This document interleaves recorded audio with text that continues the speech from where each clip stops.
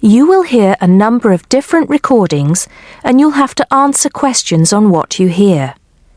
There'll be time for you to read the instructions and questions and you'll have a chance to check your work.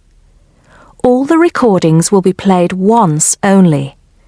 The test is in 4 sections. At the end of the test, you'll be given 10 minutes to transfer your answers to an answer sheet. Now turn to Section 1. Section 1. You'll hear a woman complaining about an item she has bought. First, you have some time to look at questions 1 to 4.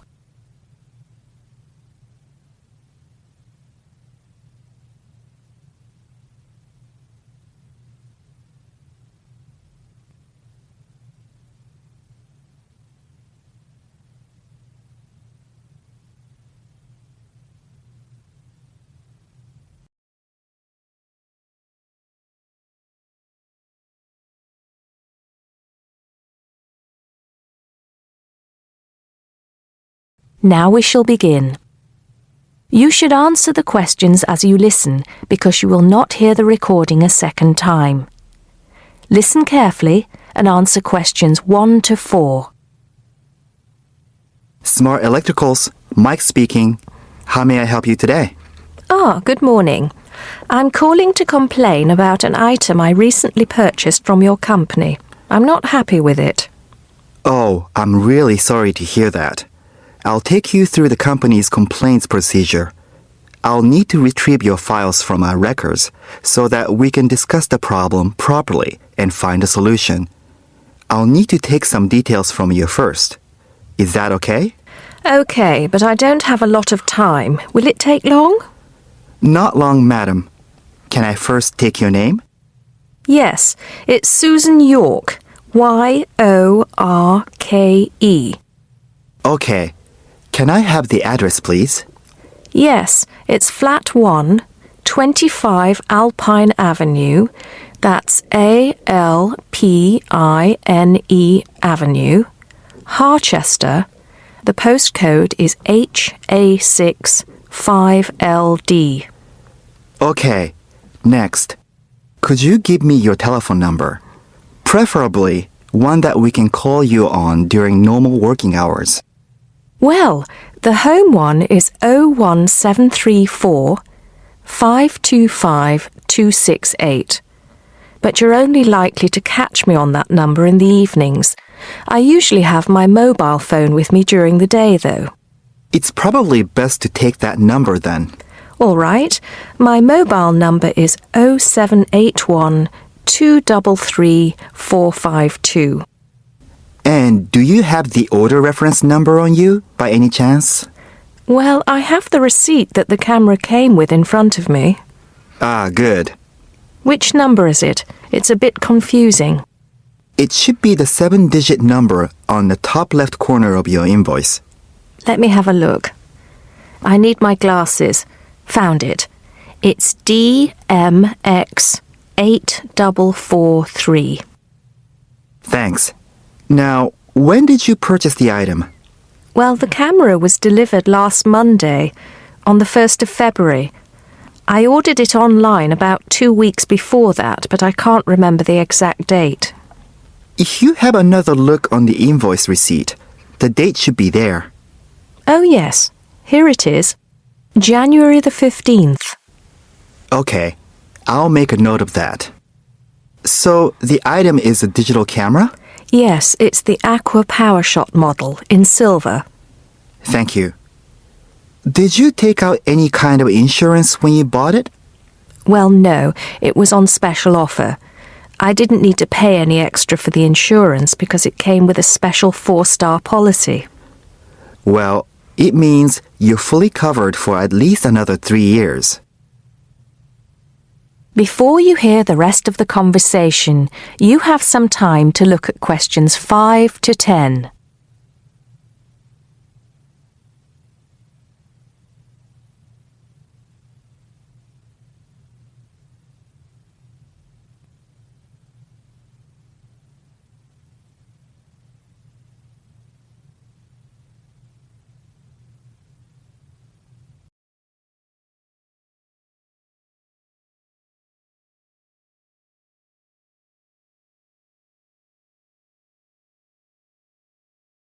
Now listen and answer questions 5 to 10. Right. What is the problem? Yes, the first thing is that it came with one memory card in the box when there were supposed to be 2. Oh dear. I'm terribly sorry about that. It must have been an oversight in the packing department. I can do something about that straight away and get one sent out to you. Well, that's not the only thing. I bought it as a present for my niece because she loves swimming. It said on the website that it was waterproof, but when she took it on holiday and tried to use it underwater, it got ruined because water got into the lens. You can imagine how disappointed my niece was. I certainly can. Were those the only problems? No, there was one other thing. It came with a case to protect it. When I opened the box to take the case out, I saw that it had a big scratch on it. We're really sorry about that. I can offer to have the camera repaired for you. In the event that it can't be repaired, we'll send you a replacement. I don't think so. Seeing as it was faulty in the first place, I wouldn't want another one. I think I'd rather have my money back. Can I get a refund? Yes, of course. If you send it back to customer services, I'll make sure it's dealt with. Thank you very much. That is the end of section 1. You now have half a minute to check your answers.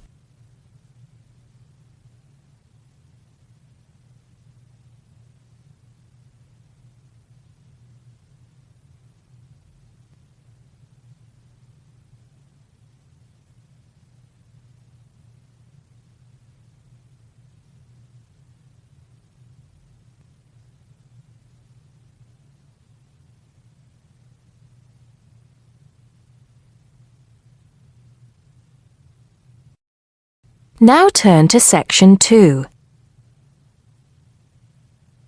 Section 2.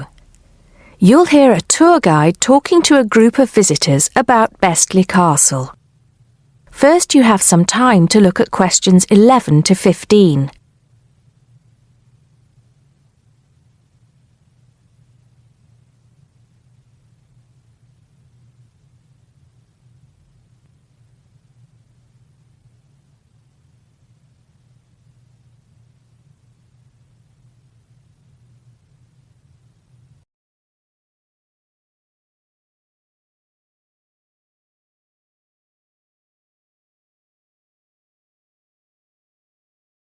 Now listen carefully and answer questions 11 to 15. Welcome to Bestley Castle.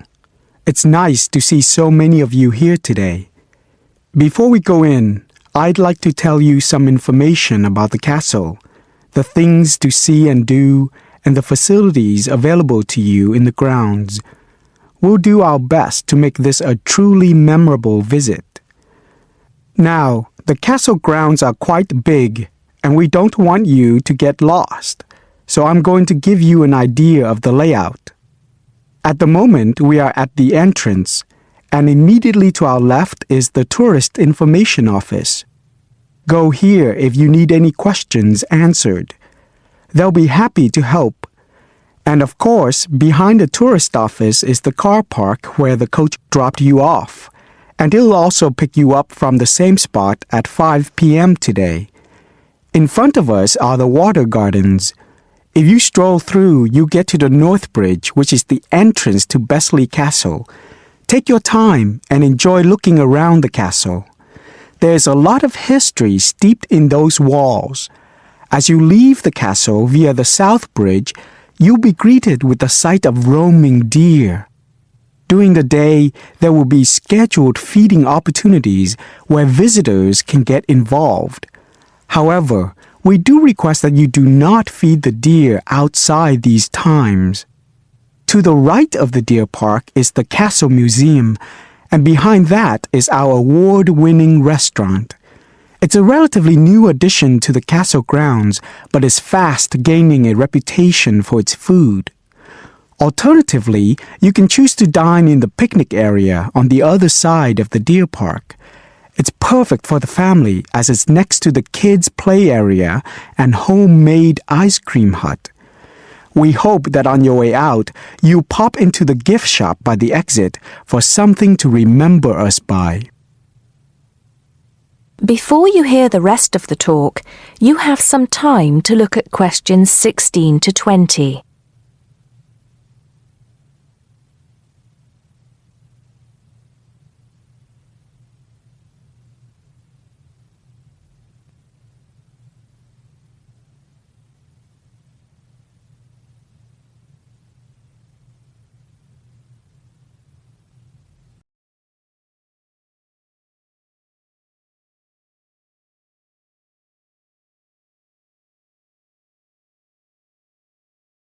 Now listen and answer questions 16 to 20.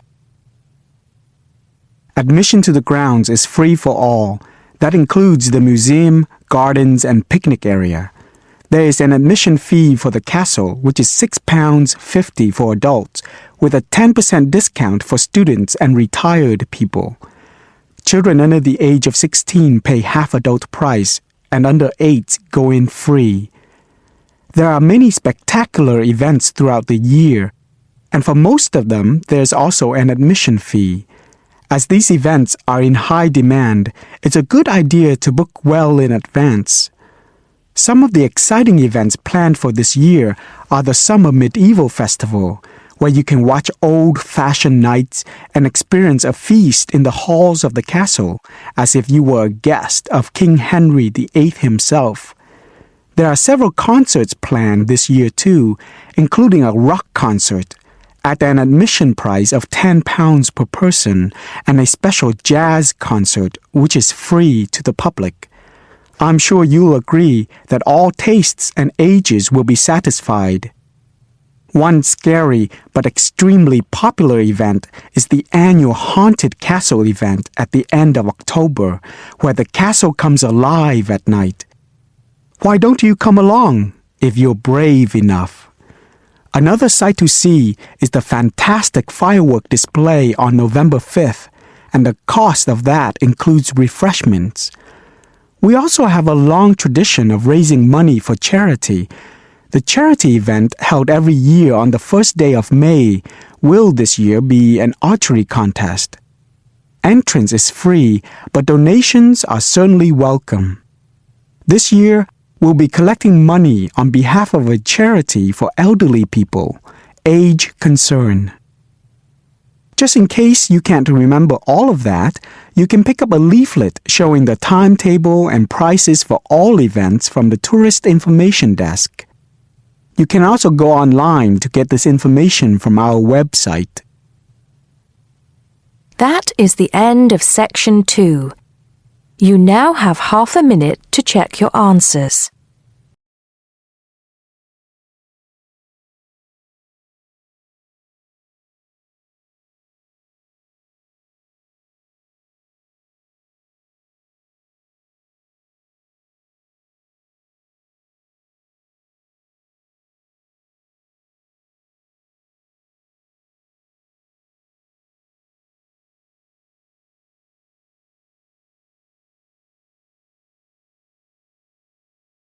Now turn to Section 3.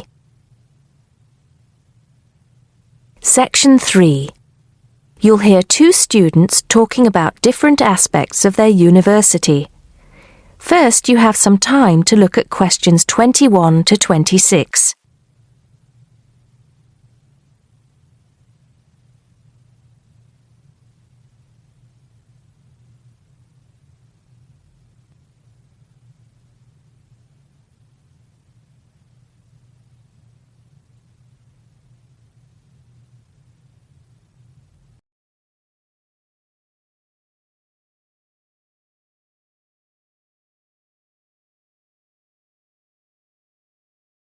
Now listen carefully and answer questions 21 to 26.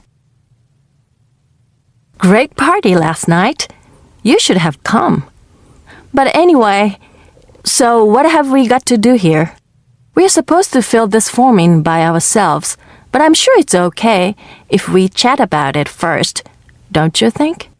Yeah, sure. So, there are 10 questions and we've got to tick numbers 1 to 5 for each question. 5 means really good. 1 is bad. Question number 1. Was the course well organized? We'll give that a 5, agree? Yep. No question about that. What does question 2 mean, though? Was the teacher flexible? Is it good to be flexible? Well, that means, was the teacher very strict? Or maybe she gave you more time to complete your assignment. Things like that. So for that question, we should give her a 5. She always gave us an extra day, didn't she? And she wanted to know our opinions on things. We had great discussions. Fair enough. What about this one? Was the teacher friendly and encouraging? I'm not sure about that. She was friendly to some students, but I think she had a problem with Mike and Alex, who were usually late. She did get a bit irritated with them sometimes. Yeah, we weren't too happy about them either, though. I know it was a bit early, with classes starting at 8:30, but you choose if you want to sign up to them or not. So that's no excuse, really. Yeah, they could have taken the evening classes if they didn't want to wake up early in the morning.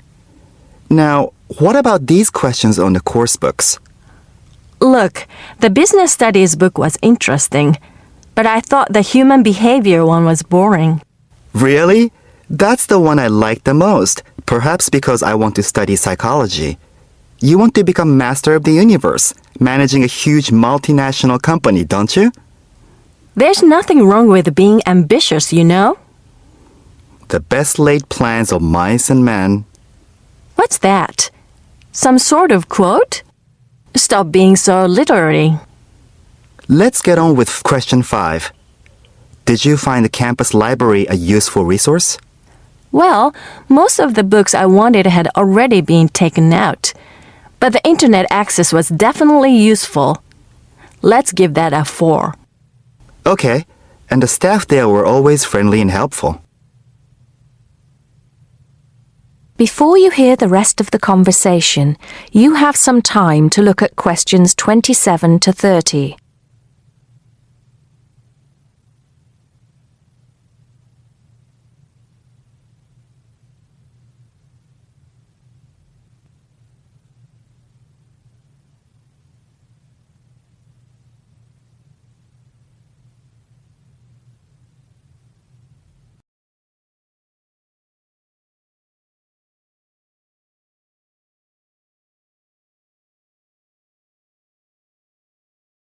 Now listen and answer questions 27 to 30.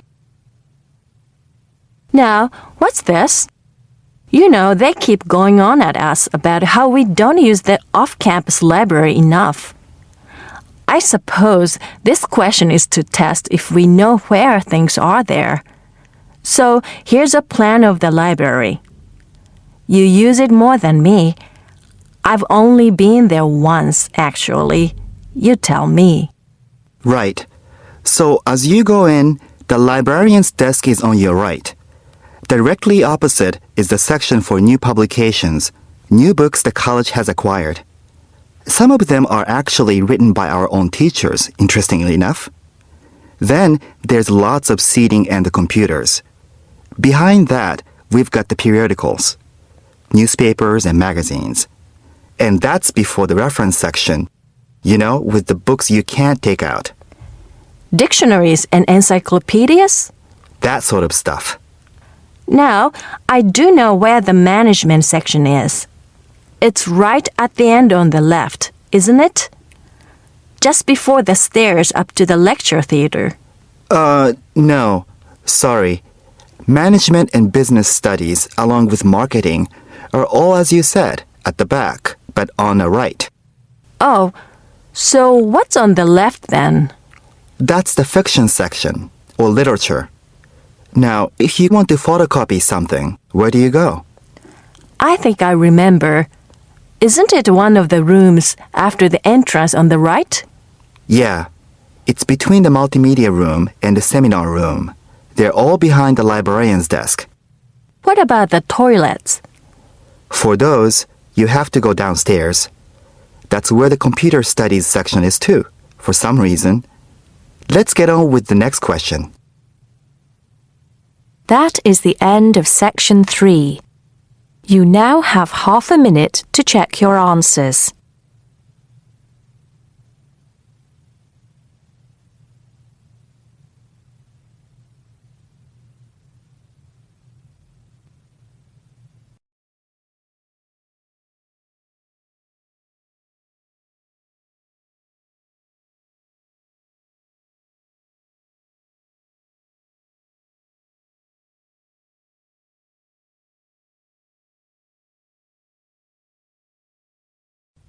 Now turn to section 4. Section 4. You'll hear a lecturer talking to students about sport in Ireland. First, you have some time to look at questions 31 to 33.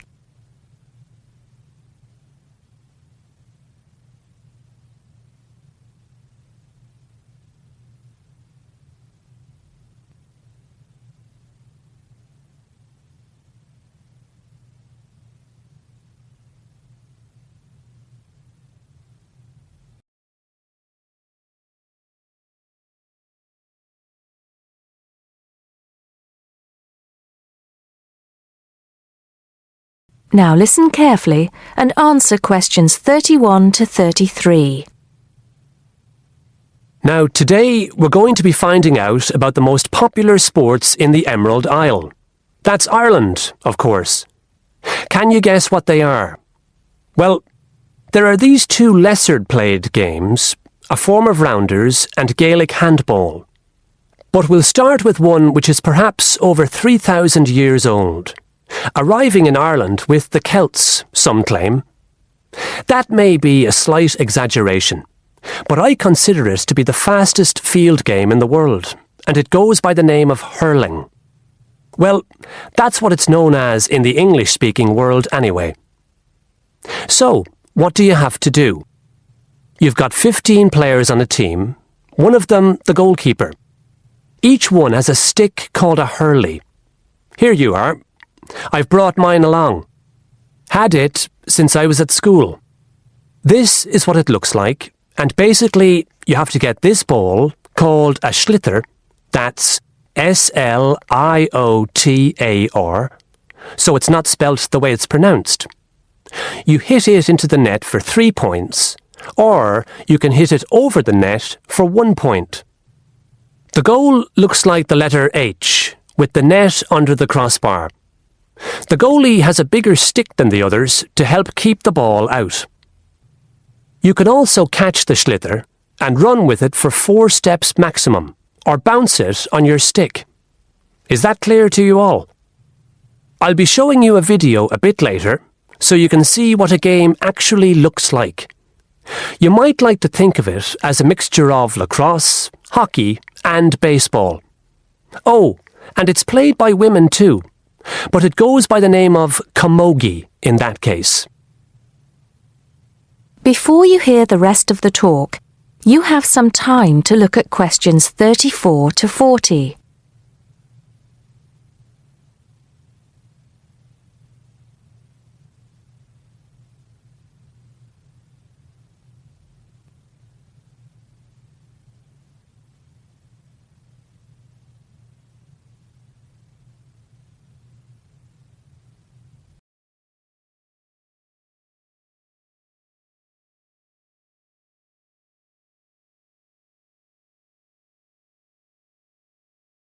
Now listen and answer questions 34 to 40.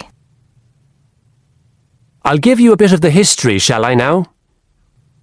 Generally, the golden age of the game is considered to be the 18th century. But systematic rules were first agreed and drawn up at that great shrine of learning, Trinity College Dublin, in 1879, founding the Irish Hurling Union, closely followed just a few years later by the formation of the Gaelic Athletics Association.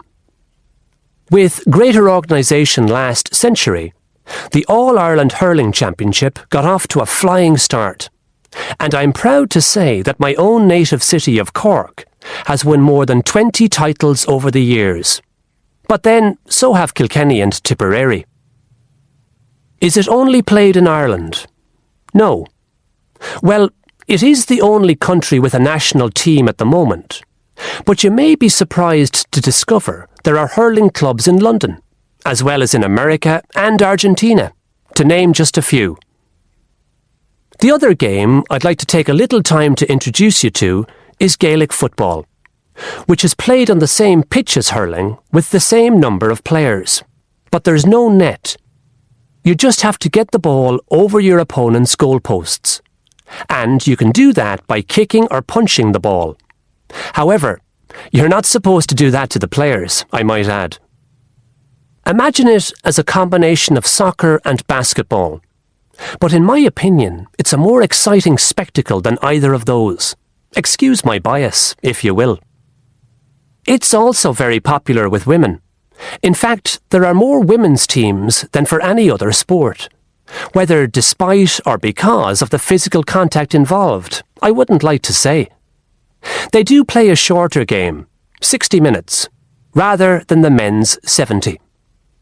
So, let's have a look. If we can have the lights down, I'll see if I can get this technology to work. That is the end of section 4. You now have half a minute to check your answers.